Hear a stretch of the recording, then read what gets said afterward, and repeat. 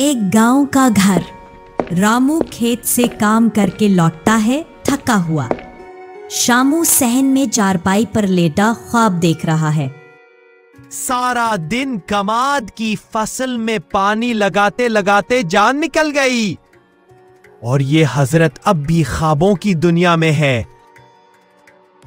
शामो, ओए शामो, सूरज सर पर आ गया, अब तो आंखें खोलो, कब तक पड़े रहोगे? ओहो भैया, क्या मुसीबत है, जरा सुकून से सोने भी नहीं देते, क्या हुक्म है? हुक्म यह है कि उठो और देखो माँ को बुखार कैसा है। सुबह से कह रही थी तबीयत ठीक नहीं है और बाजार से दवा भी लानी है। अरे हाँ, माँ का तो ख्याल ही नहीं रहा, लेकिन भैया मेरा दिल तो कहीं और लगा है। मैं सोच रहा हूं अगर अपनी खुद जमीन बिक जाए तो। फिर वही बात, शामो तुम्हें कितनी बार समझाऊं, ये जमीन हमारी पहचान है, इसमें हमारे बुजुर्गों का खून पसीना लगा है। लेकिन भैया इस जमीन में रखा क्या है? सारा दिन की मशक्कत और शाम को खाली हाथ। शहर में लोग कितनी जल्दी अमीर हो जाते हैं, बड़ी बड़ी गाड़ियां, आलीशान बंगले।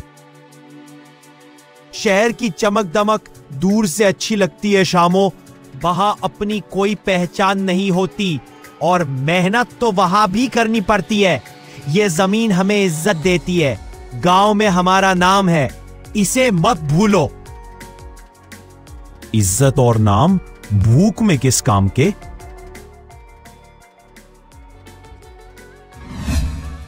गांव की पंचायत। रामू और शामू मुखिया जी और भोला जी के सामने बैठे हैं। मुखिया जी, हम अपनी कुछ जमीन बेचना चाहते हैं, हमें कुछ जरूरी काम है। क्या कह रहे हो शामू? कौन सी जमीन बेचना चाहते हो? सब खैरियत तो है? मुखिया जी, मैं इस फैसले से राजी नहीं हूं। ये शामू बस अपनी मर्जी कर रहा है। शामू बेटा, इतनी जल्दी क्या है? जमीन बेचने का फैसला आसान नहीं होता। वजह यह है भोला जी के शहर में मेरे एक दोस्त ने बताया है कि वहां कारोबार में बहुत फायदा है। अगर हमारे पास कुछ पैसे हो तो हम भी कोई काम शुरू कर सकते हैं। दोस्ती बातों में आ रहा है ये, इसका कोई भरोसा नहीं है, और कारोबार कौन सा करना है इसे खुद भी नहीं पता। शामू, तुमने कोई मंसूबा बनाया है? क्या सोचा है कि क्या कारोबार करोगे? मंसूबा तो अभी सोचना है, पहले जमीन बिक जाए तो पैसे आएंगे। ये तो उल्टी गंगा बहा रहे हो बेटा। पहले मंसूबा बनता है, फिर पैसे का इंतजाम होता है। भोला जी ठीक कह रहे हैं, इसे बस रातों रात अमीर होना है, इसे जमीन की कदर नहीं है। रामू, तुम इतने नाराज क्यों हो? अगर शामू को लगता है कि इसमें बेहतरी है तो हमें उसकी बात पर भी गौर करना चाहिए। मुखिया जी, ये हमारी आबा और अजदाद की निशानी है, इसे बेचकर हम अपनी जड़ें काट देंगे, प्लीज इसे समझाइए। शामू बेटा, बुजुर्गों की जमीन बेचना अच्छा नहीं होता, इसमें बरकत होती है। शहर की चकाचौंध में मत भूलो कि तुम्हारी असल दौलत ये जमीन है।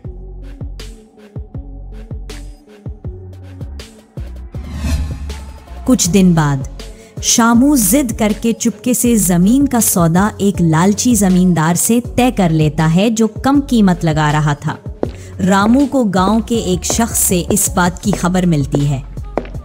अरे रामू, तुम्हें पता है वो छोटा तुम्हारा भाई शामू, उसने अपनी जमीन बेच दी। सुना है किसी जमींदार को औने पौने दामों में दे दी। क्या ये तुम क्या कह रहे हो? कब हुआ ये सब? 2-3 दिन पहले की बात है। चुपके चुपके सब कर गया, किसी को कानों कान खबर नहीं होने दी। रामू तेजी से घर की तरफ भागता है।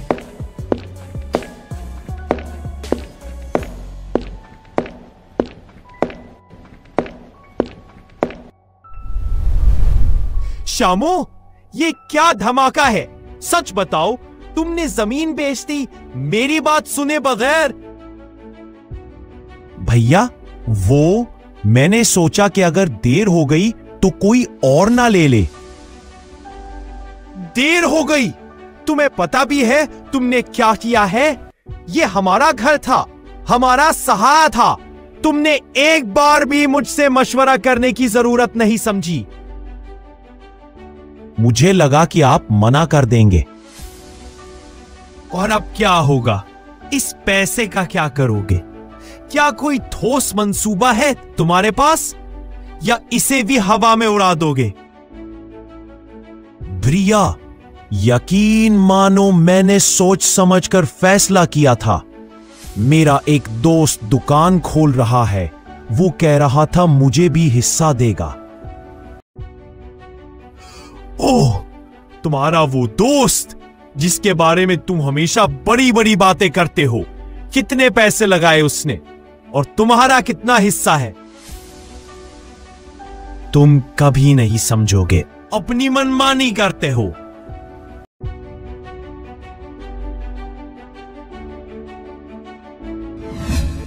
कुछ महीने बाद शामू शहर जाता है, लेकिन उसका दोस्त उसे धोखा देता है। उसके सारे पैसे डूब जाते हैं और वो बेरोजगार और बेघर हो जाता है।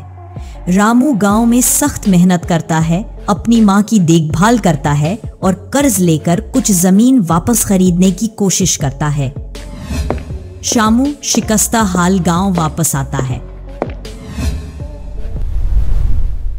आ गए तुम? कैसी रही तुम्हारी दोस्ती? कहां गए तुम्हारे आलीशान ख्वाब? भैया, मुझे माफ कर दो। मेरे दोस्त ने मुझे धोखा दिया, मेरे सारे पैसे ले लिए, मैं बर्बाद हो गया। मैं जानता था शामो, ये सब होगा। मैंने तुम्हें समझाने की कोशिश की थी, लेकिन तुमने मेरी एक न सुनी। मां की तबीयत बहुत खराब है, चलो घर चलो। मां वो कैसी है, मुझे इनकी बहुत फिक्र हो रही थी। मैं कितना बेवकूफ हूं। चलो उठो, अब रोने से कुछ नहीं होगा। जो हो गया सो हो गया। अब हमें मिलकर मां का ख्याल रखना है और जो कुछ बचा है उसे संभालना है।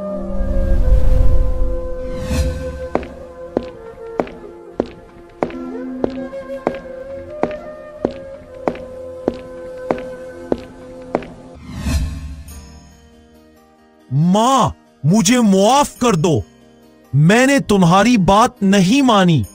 मैं लालच में आ गया और सब कुछ गवा दिया। कोई बात नहीं बेटा शामू, हर इंसान से गलती होती है।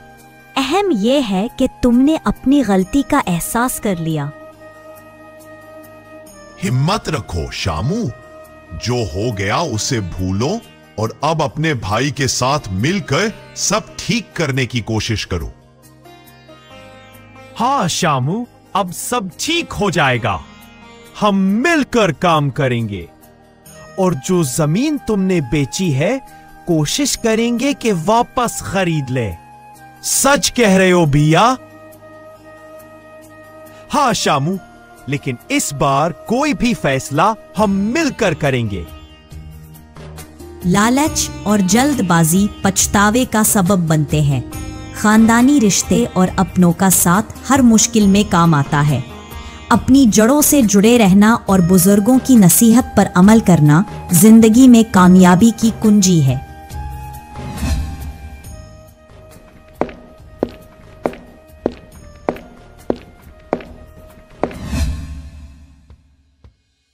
शामो बेटा, तुम्हें दोबारा खेतों में इस तरह काम करते देखकर मेरा दिल बाग बाग हो गया है। ये कोई मामूली तब्दीली नहीं, ये जिंदगी का एक कीमती सबक है। मैंने तुम्हें समझाया था कि बुजुर्गों की जमीन बेचना अच्छा नहीं होता, इसमें बरकत होती है, लेकिन इंसान अपनी गलतियों से ही सीखता है। शहर की चमक दमक दूर से भली लगती है, बड़ी बड़ी गाड़ियां और आलीशान बंगले, ये सब आंखों को खीरा तो करते हैं, मगर इनके पीछे की हकीकत अक्सर बहुत कड़वी होती है। वहां कदम कदम पर धोखा है, फरेब है और वो तन्हाई है जो इस गांव में कभी नहीं मिलती। हमारी ये जमीन जिसे तुम एक बोझ समझते थे, ये हमारी पहचान है, हमारी इज्जत है और हमारे बुजुर्गों का खून पसीना इसमें शामिल है। इसमें सिर्फ फसलें नहीं उगती बल्कि रिश्ते पनपते हैं, रवायतें जिंदा रहती है और इंसान को सुकून मिलता है। तुमने सोचा कि रातों रात अमीर हो जाओगे, लेकिन लालच और जल्दबाजी हमेशा पछतावे का सबब बनती है। ये जमीन, ये गांव, तुम्हारे अपने लोग, ये तुम्हारा भाई रामू, ये सब तुम्हारी असल दौलत है। ये वो जड़ें हैं जो इंसान को तूफानों में भी मजबूत रखती है। आज तुमने अपनी गलती का एहसास कर लिया है और यही सबसे बड़ी कामयाबी है। अब तुम एक नए आदमी हो, एक समझदार आदमी। ये मत भूलो कि मुश्किल वक्त में सिर्फ अपने काम आते हैं और यही रिश्तों का हकीकी रिश्ता है।